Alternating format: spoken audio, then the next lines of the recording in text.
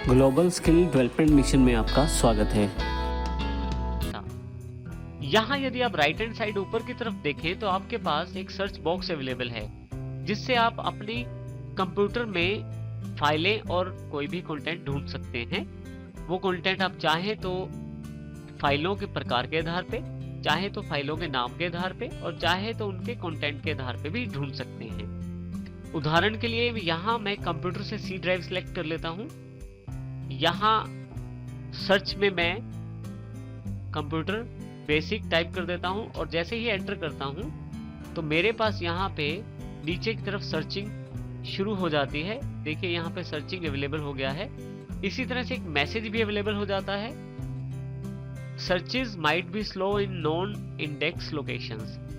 यदि आपने अपनी ड्राइव्स को इंडेक्स किया हुआ है या इंडेक्स में ऐड किया हुआ है तो आपकी सर्चिंग फास्ट रहती है, और यदि आपने इंडेक्सिंग नहीं की हुई तो सर्चिंग थोड़ा ज़्यादा टाइम लेती है। इसके लिए आप क्या कर सकते हैं, यहाँ पे राइट क्लिक करके ऐड टू इंडेक्स कर सकते हैं, जिससे कि नेक्स्ट टाइम जब आप सी ड्राइव को सर्च करेंगे तो वो आपके कंटेंट को जल्दी से जल्दी खोजने की कोशिश करेगा। यदि आप नहीं करना चाहते इसको इंडेक्स में ऐड तो आप यहाँ से इसे क्लोज भी कर सकते हैं मैसेज को। यदि आप यहाँ देखें तो मेरे पास काफ़ी सारी फाइल्स अवेलेबल हो गई हैं कंप्यूटर बेसिक्स के नाम से, जो कि अलग अलग स्थान पे अवेलेबल हो सकती हैं, जैसे कि हिंदी कोर्सेज में, रिसेंट में, और इसके अतिरिक्त यहाँ कंप्यूटर बेसिक्स के रूप में मेरे पास एक HTML फाइल भी अवेलेबल है और कंप्यूटर बेसिक्स के रूप में मेरे पास एक फोल्डर भी अवेलेबल है। जिस तरह का मैंने यहाँ वर्ड लिखा था उस तरह की उस वर्ड के अनुसार उसने मेरे पास फाइल्स और फोल्डर्स अवेलेबल करवा दिए हैं। मैं यहाँ डायरेक्टली डबल क्लिक करके अपने कंटेंट को देख सकता हूँ। कंप्यूटर बेसिक्स से रिलेटेड टेक्स्ट लिखा था तो आप यहाँ देखें मेरे पास काफ़ी सारे रिजल्ट अवेलेबल हो गए हैं जो कि फोल्डर्स और फाइल्स के रूप में हैं। कुछ ये जानकारी दे रहे हैं कि रिसेंटली मैंने ये फाइल्स यूज़ की, कुछ उनकी लोकेशन के साथ उनकी जानकारी दे रहे हैं। देखिए यहाँ मेरे पास कंप्यूटर बेसिक्स का जो फोल्डर है वो सबसे पहले अवेलेबल हो गया है। यहाँ मैं डबल क्लिक करके इस फोल्डर को डायरेक्टली यहीं से खोल सकता हूँ। तो देखिए मेरे पास फिर से वो फाइल अवेलेबल हो गई है। इसके अतिरिक्त यदि आपके पास काफ़ी सारी इंफॉर्मेशन अवेलेबल है तो उसको आप अलग अलग व्यू के रूप में भी देख सकते हैं। जैसे कि यहाँ से मैं पहले लाइब्रेरीज में से पिक्चर पे क्लिक कर देता हूँ और यहाँ पे सैंपल पिक्चर्स को क्लिक कर लेता हूँ। यहाँ देखिए यदि आप राइट हैंड साइड ऊपर की तरफ देखें तो मोर ऑप्शंस अवेलेबल हैं, जिसमें आप आइकॉन्स का साइज सेट कर सकते हैं, जैसे कि लार्ज, मीडियम, स्मॉल और एक्स्ट्रा लार्ज। इसके अतिरिक्त यदि आप चाहें तो लिस्ट व्यू भी देख सकते हैं, केवल लिस्ट में ले आइए तो देखिए केवल लिस्ट अवेलेबल रह गई है। और यहाँ से डिटेल्स भी देखी जा सकती है। डिटेल्स में उनकी डेट, कब वो बनाएगी फाइलें, इसके अतिरिक्त उनका साइज, रेटिंग्स और काफ़ी सारी जानकारी उसके साथ अवेलेबल रहती है। और इसी तरह से टाइल्स छोटे छोटे चित्र के रूप में आपके पास अवेलेबल होगी और कंटेंट के रूप में भी आपके पास ये इन्फॉर्मेशन अवेलेबल हो गई। आप चाहें तो प्रीव्यू पेन, देखिए लास्ट में प्रीव्यू पेन है, आप इसको हाइड कर सकते हैं। प्रीव्यू पेन का मुख्य कार्य है जब भी आप किसी फाइल पे क्लिक करते हैं तो उसका इंटरनल कंटेंट यहाँ प्रीव्यू पेन में दिखाया जाता है। मैं माउस को यहाँ मैं प्रीव्यू पेन का साइज छोटा और बड़ा भी कर सकता हूँ। देखिए इसमें आपके पास जिस भी फाइल पे आप क्लिक करेंगे उसका कंटेंट यहाँ अवेलेबल हो जाएगा। इसी तरह से यदि आप प्रीव्यू पेन को हाइड करना चाहते हैं तो आप यहाँ हाइड पे क्लिक करें तो प्रीव्यू पेन आपके पास यहाँ से हट जाएगा। यदि आप नया फोल्डर बनाना चाहते हैं तो उसके लिए आपके पास यहाँ ऊपर की तरफ देखें तो न्यू फोल्डर का एक बटन अवेलेबल है। जिस जगह आपको ये फोल्डर बनाना है पहले उस लोकेशन को चुन लीजिए। जैसे मैं डेस्कटॉप पर कोर्सेज के अंतर्गत यहाँ पे एक नया फोल्डर बनाना चाहता हूँ, न्यू फोल्डर, और यहाँ पे मैं उस फोल्डर का नाम रख देता हूँ पंजाबी कोर्सेज के नाम से। अब यहाँ यदि ध्यान दे तो मेरे पास पंजाबी कोर्सेज के नाम से एक फोल्डर अवेलेबल हो गया है, तो टोटल 3 फोल्डर मेरे पास यहाँ अवेलेबल हो गए हैं। इस प्रकार आप चाहें तो अपना नया फोल्डर बना सकते हैं। यदि किसी कारणवश आपको फोल्डर नहीं चाहिए तो आप सेलेक्ट करें फोल्डर, कीबोर्ड पे डिलीट बटन प्रेस करें और इसे यस कर दें।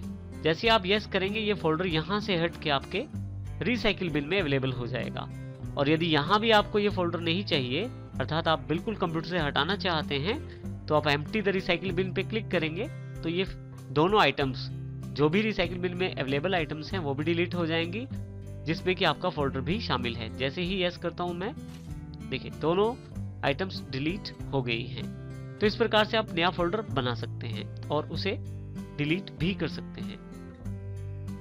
एक फोल्डर में रखे हुए कंटेंट को हम दूसरे फोल्डर में भी प्लेस कर सकते हैं, अर्थात मूव कर सकते हैं, या हम ये कह सकते हैं कि हम इसे कट कर सकते हैं। इसके अतिरिक्त हम चाहें तो उनकी कॉपीज भी रख सकते हैं। इसके लिए हम यहाँ एग्जाम्पल ग्रुप में हमारे पास दो फोल्डर अवेलेबल हैं, एक कोर्सेज के नाम से और एक पब्लिश्ड के नाम से।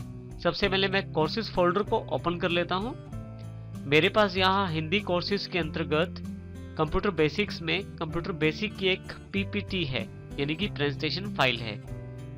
मैं ऊपर वाली बार से यहाँ से यदि मैं ऊपर वाली बार पे लेफ्ट क्लिक करके प्रेस करके रखूं, अर्थात इसे ड्रैग करने की कोशिश करूं, तो आप ध्यान देंगे कि मैं इस विंडो को मूव कर पा रहा हूं। अर्थात आप विंडो को एक स्थान से दूसरे स्थान पर मूव कर सकते हैं। इसके अतिरिक्त मुझे जो दूसरा फोल्डर खोलना है वो है पब्लिश्ड के नाम से। मैं यहाँ इसे डबल क्लिक करके खोलता हूँ, तो आप देखिए अब यदि आप यहाँ ध्यान दे तो मेरे पास दो फोल्डर खुले हुए हैं। एक कंप्यूटर बेसिक के नाम से, यदि मैं यहाँ ऊपर वाली पट्टी पे क्लिक करूं तो ये पहले आ जाएगा, अर्थात ऊपर आ जाएगा। इसी तरह से पब्लिश्ड के नाम से अगर मैं इस पे क्लिक करूं तो ये ऊपर आ जाएगा।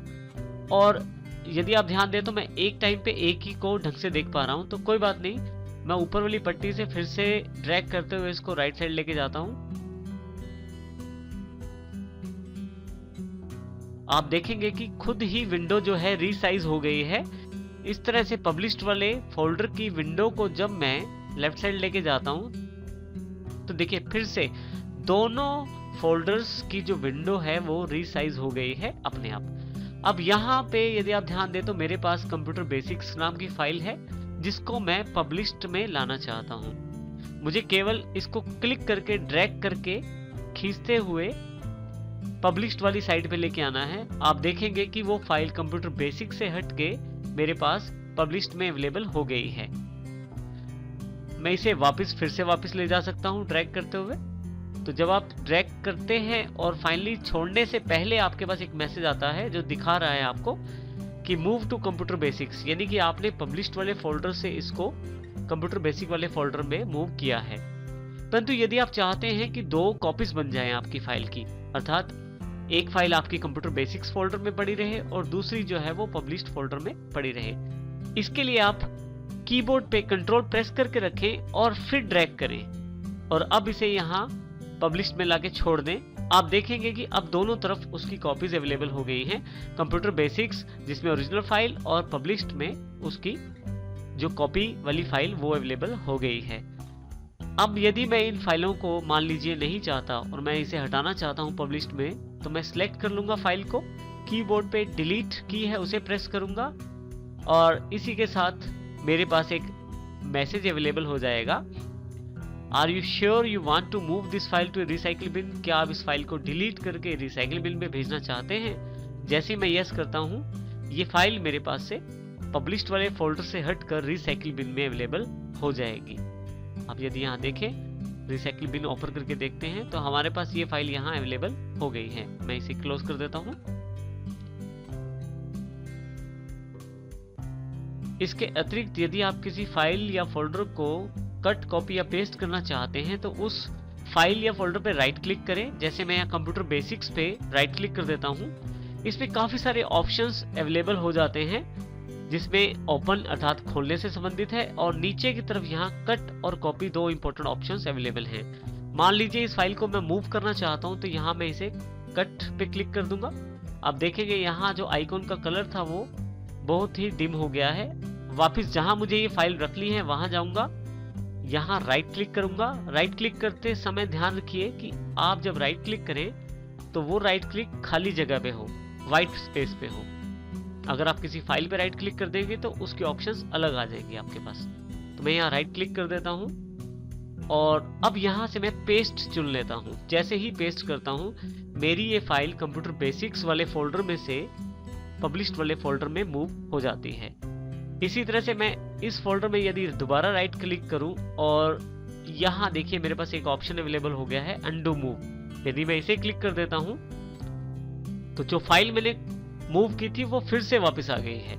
इसी तरह से कॉपी करने के लिए फिर से राइट क्लिक, अब की बार कट की जगह कॉपी क्लिक कर देता हूं और यहाँ पब्लिश्ड वाले फोल्डर में आके राइट क्लिक करके पेस्ट कर देता हूं। तो अब की बार मेरे पास दोनों फोल्डर्स में ही फाइलें अवेलेबल हो गई हैं। यहाँ मैं इस पब्लिश फोल्डर को क्लोज कर देता हूँ।